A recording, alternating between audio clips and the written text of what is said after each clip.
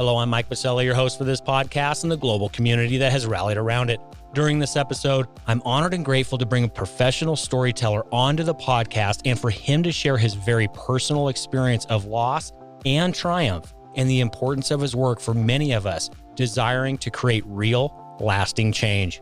Patrick James Lynch is the CEO of Believe Limited, a group of expert global storytellers deploying around the world to capture, cultivate, and translate the human story for the audiences their clients serve. While together, Patrick shared his personal bouts living with severe hemophilia A and why he dedicates his work and mission of Believe Limited to the memory of his brother Adam, who was also born with the same condition but passed away at 18 of an intracranial bleed. Patrick has already changed the world for people with bleeding disorders and chronic illness, their families, and countless visionaries who aspire to produce entertainment to affect change. It is because of creative artists and passionate leaders like Patrick that I know we can move the health of our nation forward through the power of story, connection, and community.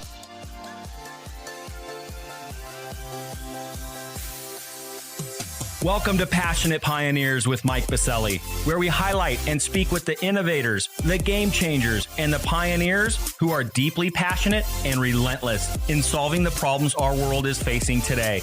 This is your opportunity to connect with and learn from these leaders and to support them on their mission. Perhaps they will soon be hearing your story as well. This is Passionate Pioneers with Mike Biselli. I look forward to having you on this journey with us.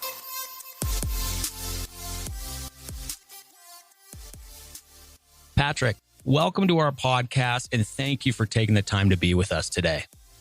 Mike, thank you. It's a pleasure to be here. Well, it's an honor to have you on the podcast, and your story is a heartfelt one, and your company's mission is needed now more than ever. I'm looking forward to our community to hear your very personal and touching story and journey and how it has led you to create entertainment to affect real, lasting change. But before we dive into your inspiring work, Patrick, a bit of housekeeping. While listening to any of our episodes, please make sure to join our free online community at passionatepioneers.com in order to share feedback and ideas and to interact with the global ecosystem. If you're listening to this episode via our online community, thank you for being with us. And lastly, please take a moment to subscribe to the podcast so you will automatically receive episode updates in your podcast player.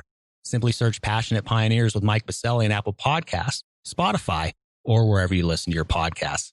Okay, Patrick, before we dive into your inspiring journey and advocacy work, let's take a moment to break the ice a bit so our community can get to know you. I'm going to randomly select here. Let's see what it comes up with. What's one thing that you love to do outside of your work at Believe? Great question. One thing that I love to do outside my work at Believe, the last number of years, hiking, actually since I moved to Los Angeles, making use of hikes and long walks and just being outdoor in a more kind of casual way. Not for me, I grew up in Queens and then went to school in New York and Boston for college. So I grew up in urban and then kind of sprawling suburban environment where going for a hike wasn't really part of my day to day. And then moving to Los Angeles and living around so much beautiful topography, I really came to enjoy that. And I also physically was able to get my body healthy enough where I could do that. And we'll probably get into that a little bit later. Since I got my puppy, Russell, I have to say that one of my favorite things to do is not only go out on a long walk or hike by myself, but to do it with my four-legged buddy, Russell. Oh, I can't wait to chat about Russell here in just a moment, but coach me up a bit. So I did live in Northern California for a number of years while going to school there, Patrick.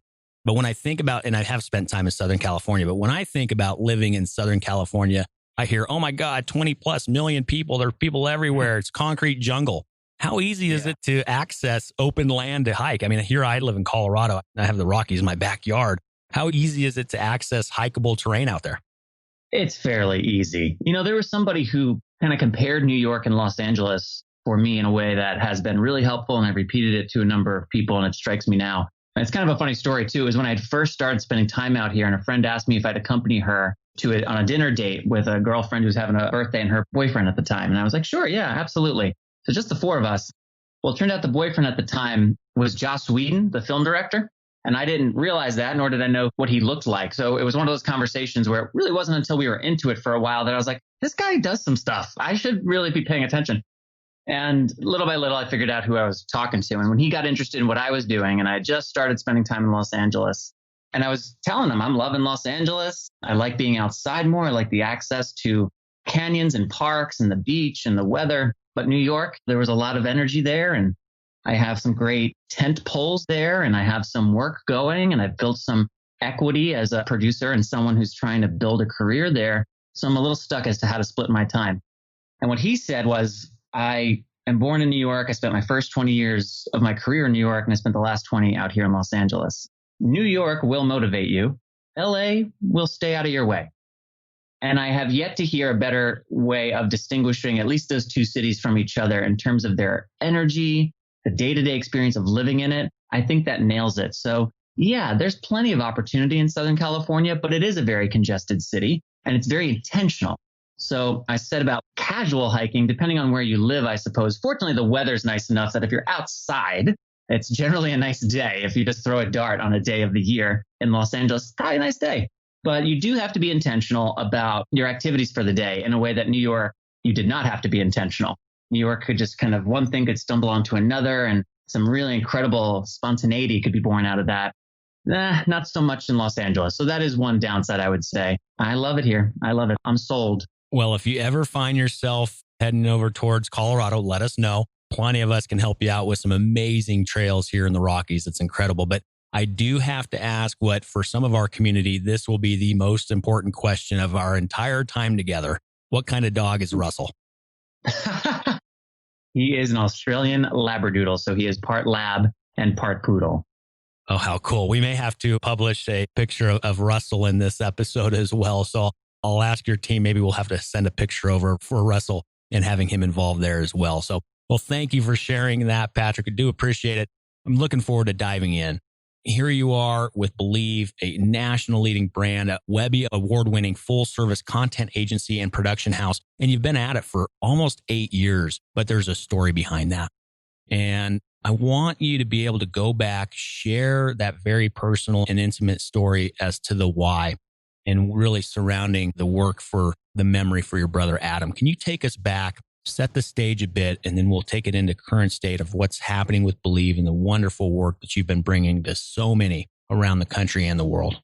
Sure, Mike. Thanks. I appreciate that. So to start, I went to college for theater and specifically for acting. And a little backstory there. So I have severe hemophilia A. It's a blood clotting disorder. My liver does not produce one of the proteins that's involved in the clotting process. So when a blood vessel bursts, which actually happens in capillaries and small blood vessels all the time, there's an automatic process that kicks in to repair those blood vessels and life goes on. And unless you're having a big injury, you never even know those things take place. Well, if you have hemophilia, missing one of those factor proteins, as they're called, it's kind of like dominoes. You pull that one out and the rest of the system falls apart. So because of that, and I had a lot of complications growing up as a kid, I loved sports. As I've talked about already, I really identify with being physical. I like using my body, but unfortunately I was born with something that made that very challenging. So at the end of my high school time, I found theater in a very happenstance way, which we may or may not get to, but it led me on this different course. So then fast forward, I went to this great conservatory acting program at Boston University. It was extraordinary education for life in the theater and acting and understanding myself as a communicator, which I've used in large part now also as an advocate. And I had opportunities right out of school. I was working. I had agents. I went to summer stock. I had my first feature film in not too long. So I was doing all the things you're supposed to be doing if you're pursuing a life as an actor in your early 20s.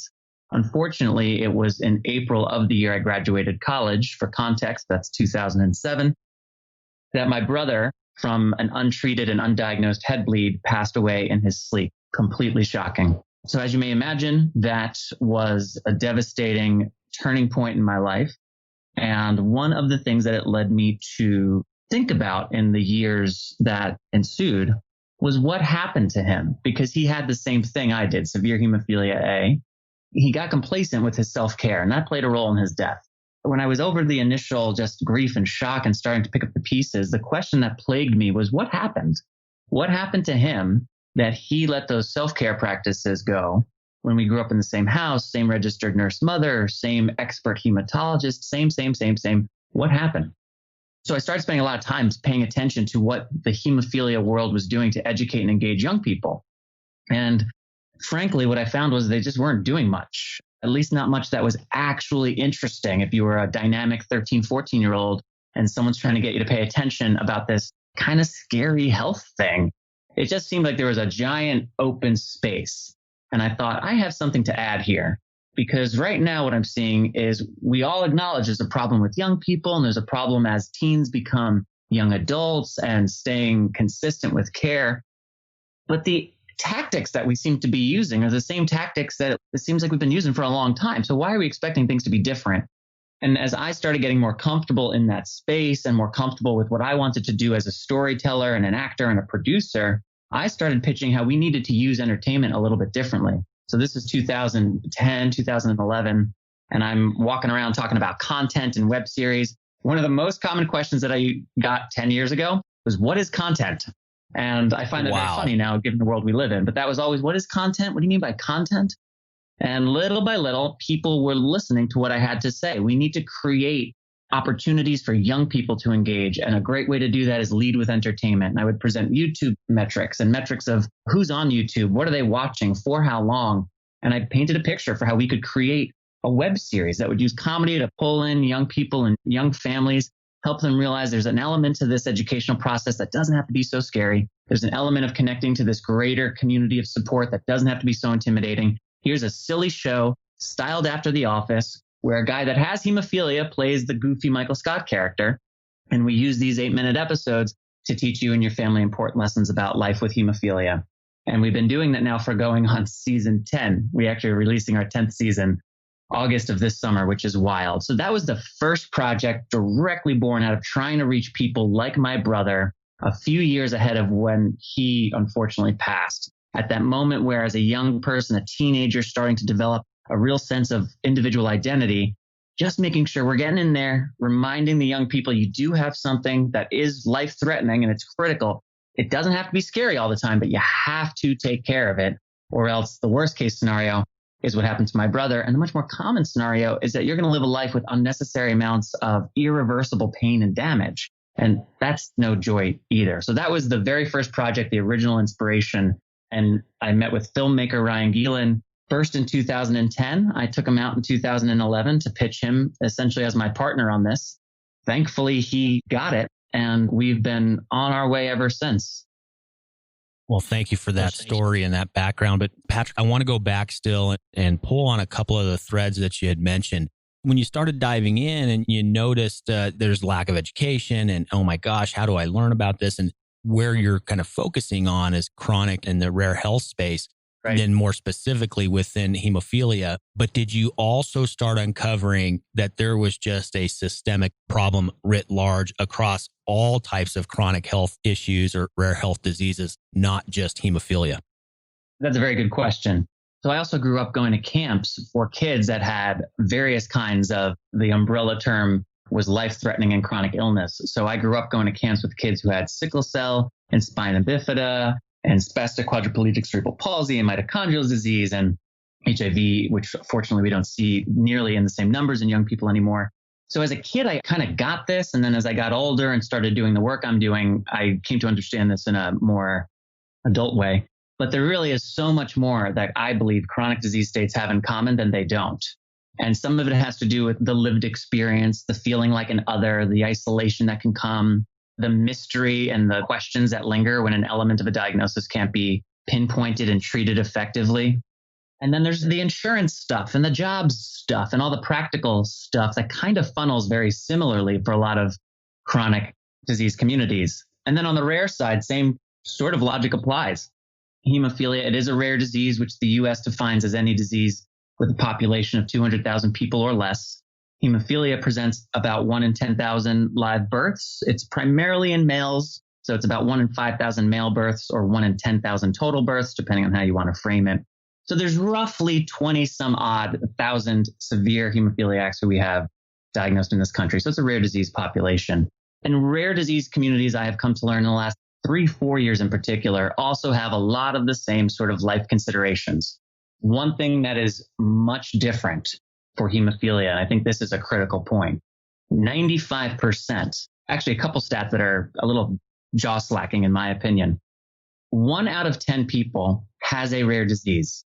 I'll say it again. 1 out of 10 people has a rare disease. Wow. So if we aggregate the total rare disease community, we're talking about a population of like 37 million people, something crazy like that. So while they are each individually rare, the aggregate is extraordinary. Now, within that population, 95% of rare diseases don't have a single FDA approved medication. So what does that mean? That means pain. That means suffering. That means pediatric pain and suffering, because in many cases, we're talking about kids, right? Like they come into the world and there's no medicine, there's no treatment.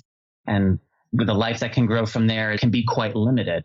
Hemophilia is very fortunate. We have a lot of therapeutics that have been developed in the last number of years. And now this year in 2020, there is gene therapy. We already have gene therapy products out into the world, but there are some for hemophilia that are right on the precipice.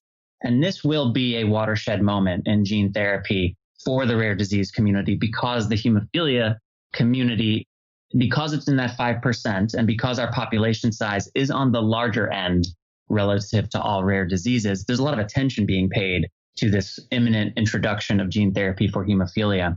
And I think the ripple effect through rare disease communities, because there's a lot of gene therapy work being done for rare disease communities, could be extraordinarily positive. So that's one way in which hemophilia is quite different, but I'm hopeful that that gap is going to shrink as gene therapy becomes more commonplace in the years to come.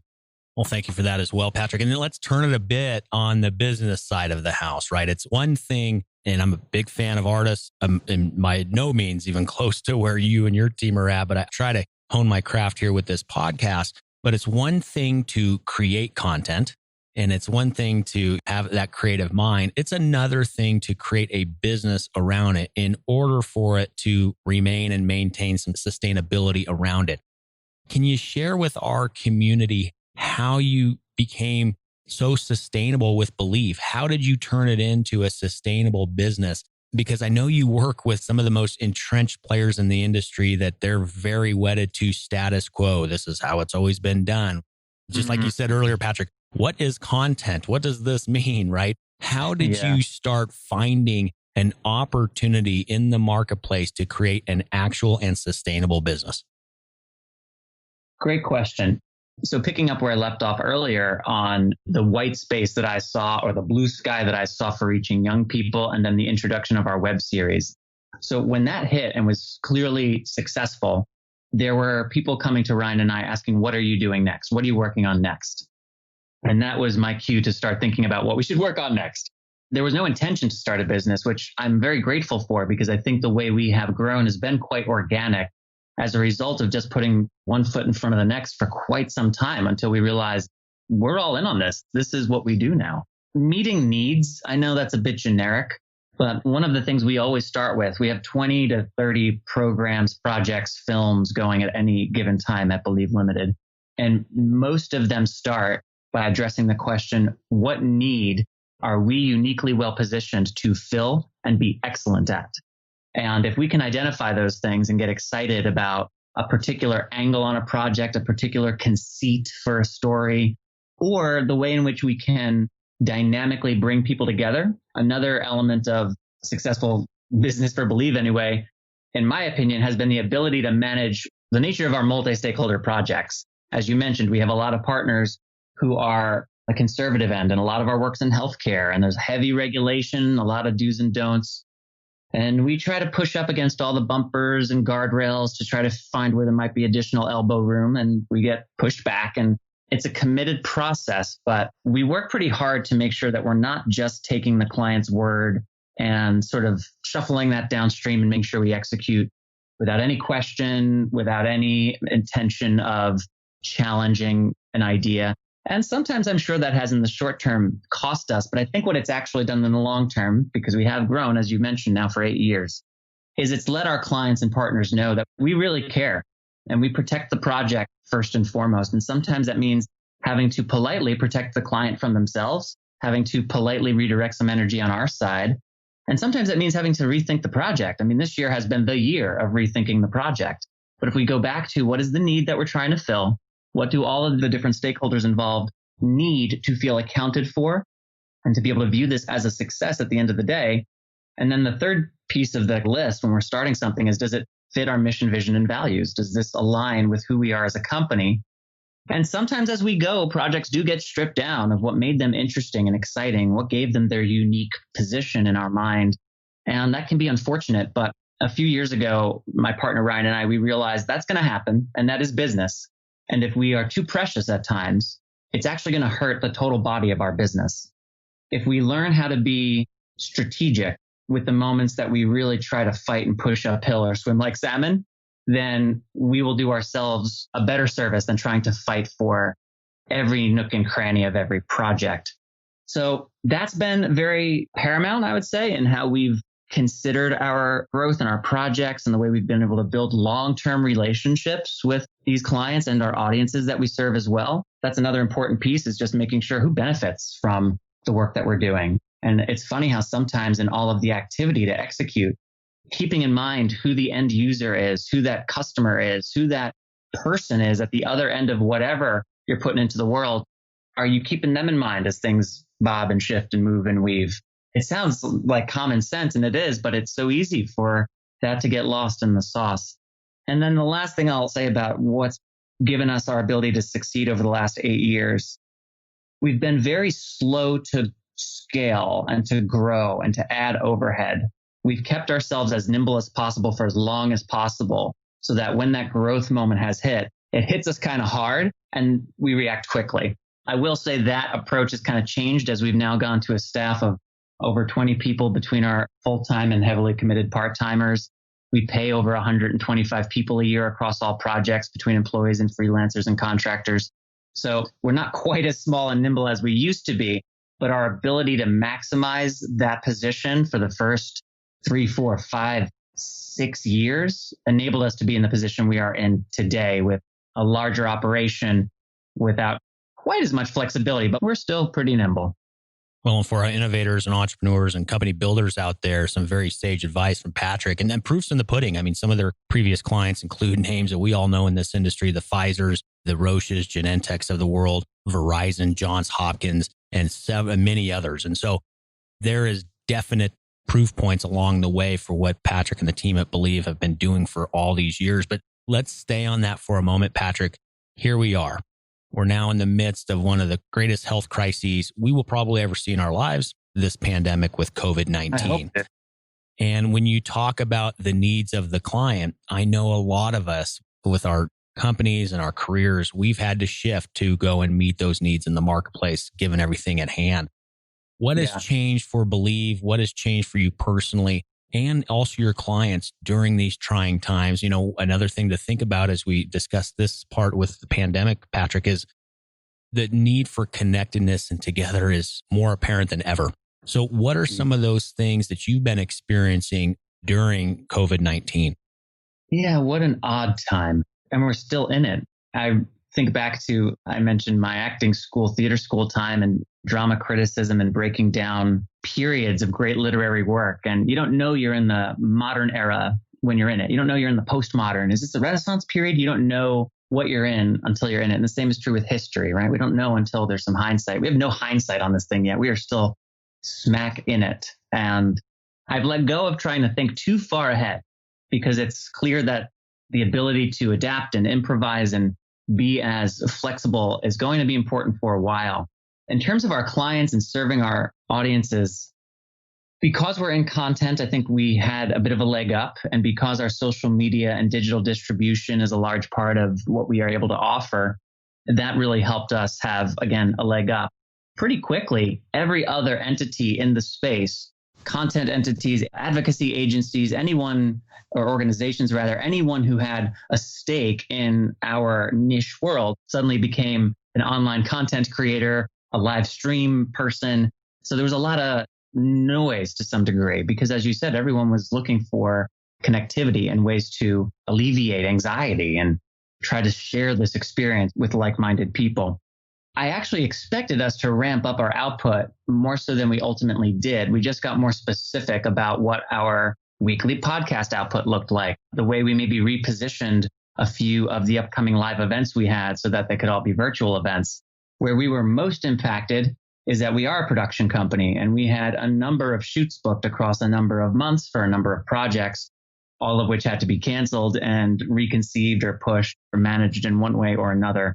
That's been our biggest challenge because there's just really nothing that we can do about our ability to travel around. I mean, we've been to 20 some odd different countries around the world. We have a film coming out in August called Bombardier Blood that we filmed across all 7 continents for. So we travel, and that's been taken away. And that's a big part of our brand, is this global ambassadorship that we bring with the content and messaging and engagement work that we do. But there's nothing that we can do about that part right now. So we have gotten more specific about what we're putting out online. We're working with our clients to try to create virtual events, to try to move certain deliverables or timelines to something more advantageous. What's helpful for us is we're well positioned in our space. So we're in active conversations with all of the big relevant players very often, daily at times, as things are shifting, and with it, our plans as a community shift. So that's, I guess, the best way we've been able to manage this time. We have not had to let anyone go. We have not downright lost any projects. Budgets and timelines and everything has been affected, but we haven't just lost anything outright. And unfortunately, I think we're going to have to continue to move this way for a little while longer until there's a greater ability to vision cast past 6-8 weeks at a time. Yeah, that makes sense. And a lot of our peers out there and our colleagues within this industry are experiencing the same exact thing. So I hear you loud and clear, and I'm also personally experiencing that. So thank you for sharing a little bit of that insight, especially where we are with this pandemic, because you're right, it is changing by the week. And I think the best piece of advice from myself that I heard in there is we do have to remain a little bit elastic, a little nimble, and understand that just be okay with the dynamism that is this pandemic and react accordingly. So thank you for that. You know, Patrick, I think also something that is not going to change regardless of where this pandemic takes us is this notion that content is king. We hear that a lot, but I also think it's a layer deep beyond that. I personally believe it's authentic content, right? The end user, the consumer, the client, whoever you're serving that persona, they no longer care about your 30-second advertisement on NBC, right? They no longer care about, oh, you're crushing it, and oh, this is the bells and whistles and all the features and benefits. You need to bring your authenticity game to the plate every single time you step up. And so in regards to some advice that you might have or some insight, we do have an amazing community of executives that are part of our community that are helping lead some of the biggest organizations in the healthcare industry. What's some of your perspective and guidance around this notion of creating authentic content moving forward? I mean, I endorse what you just said, and I'll expand. We think empathy is an extraordinarily important part of what we do.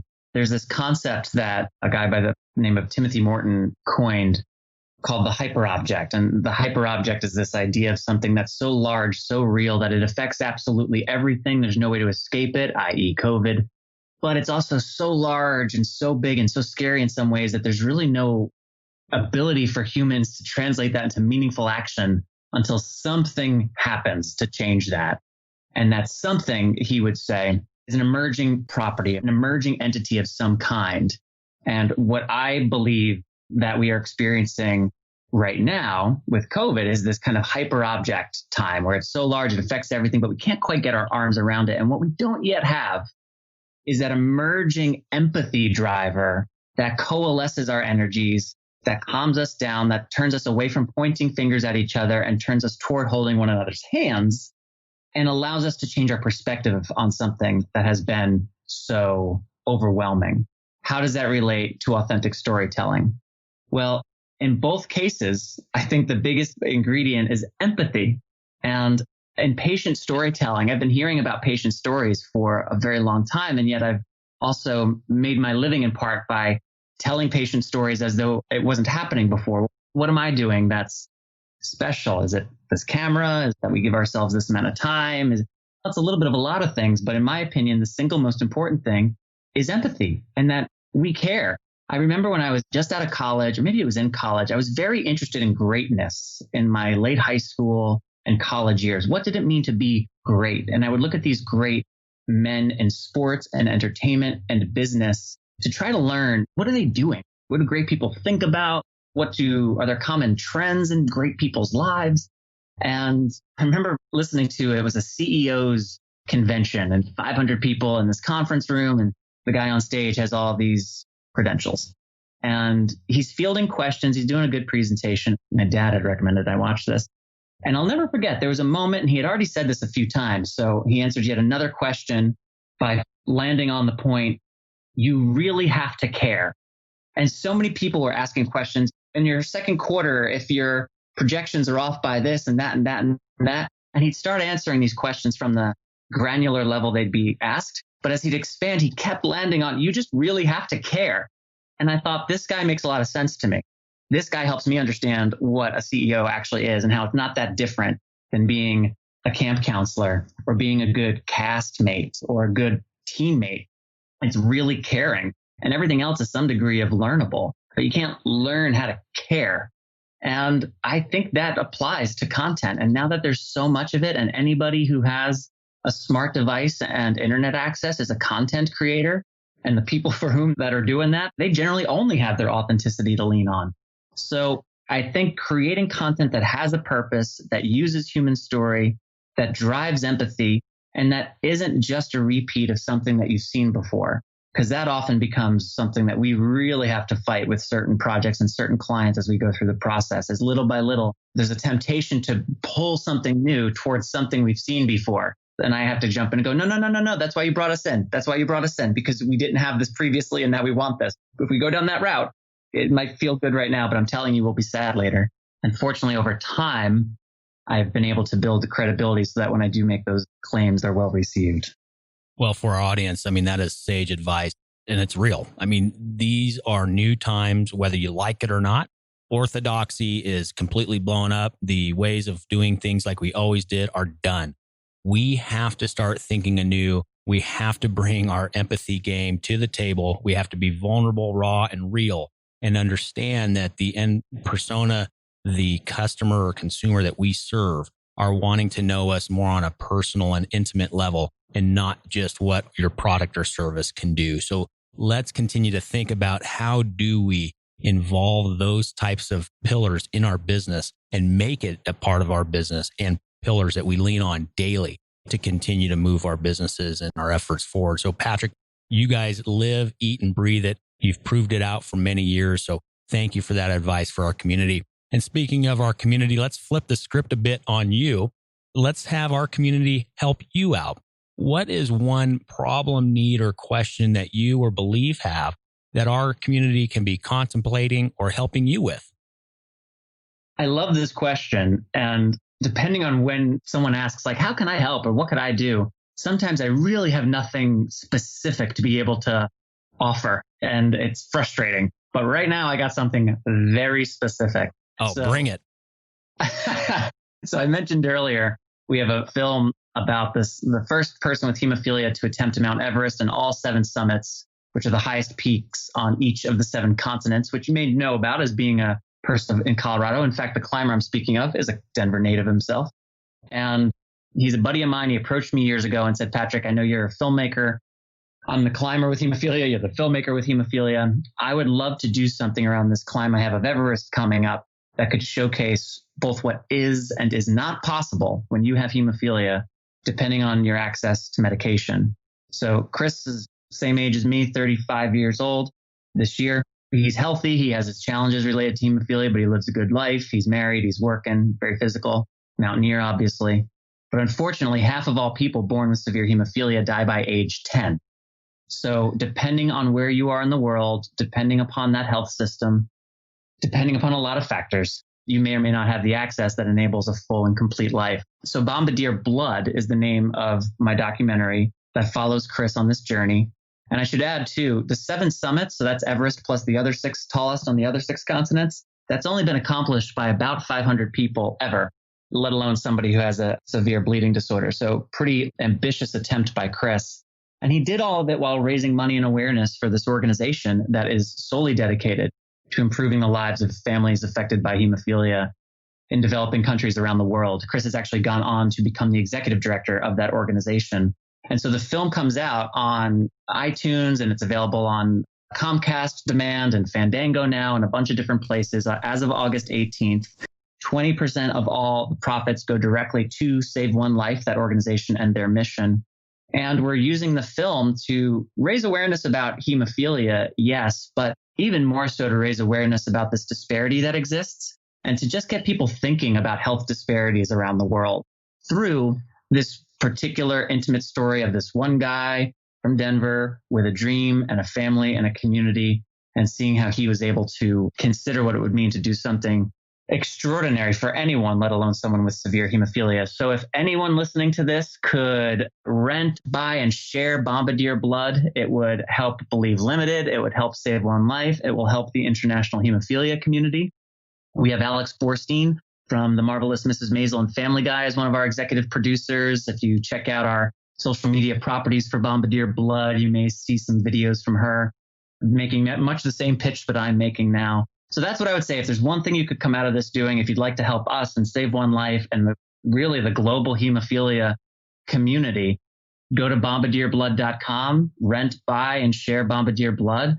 And feel free, if you do, to reach out to me and let me know what you think. You know what, Patrick? That's an easy ask, right? We right now, if you want to give back to your nation during this pandemic, sit on the couch, right? Stay home, social distance, right?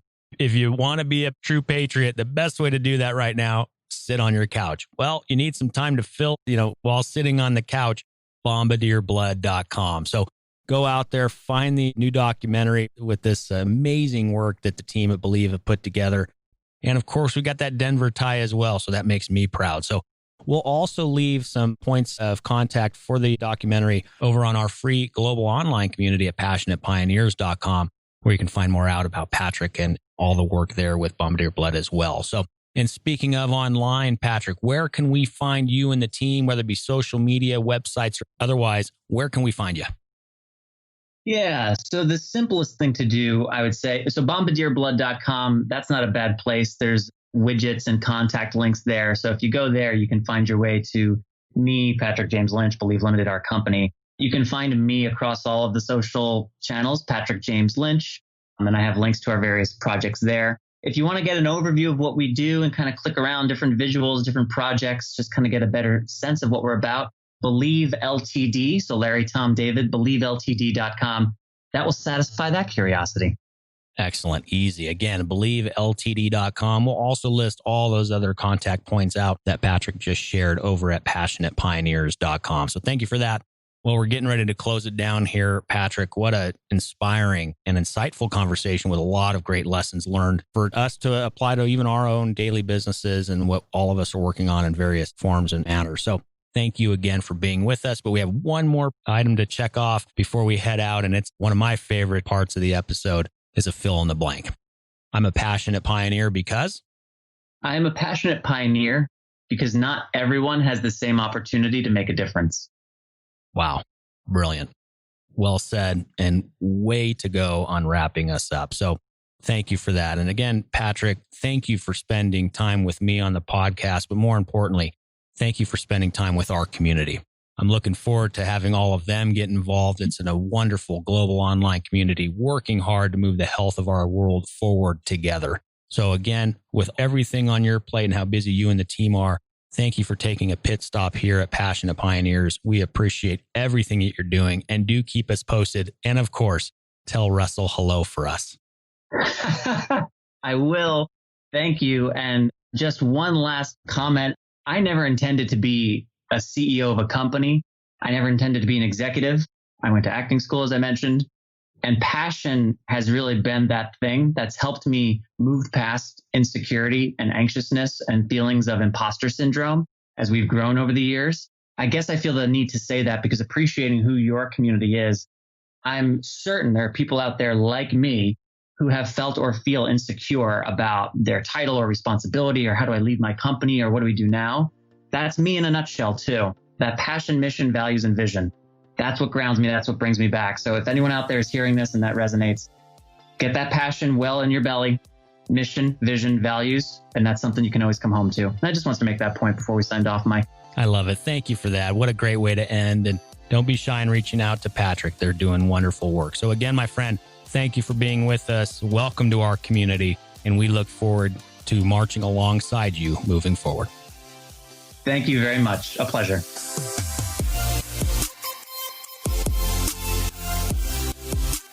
Thank you for joining us today on Passionate Pioneers with Mike Biselli.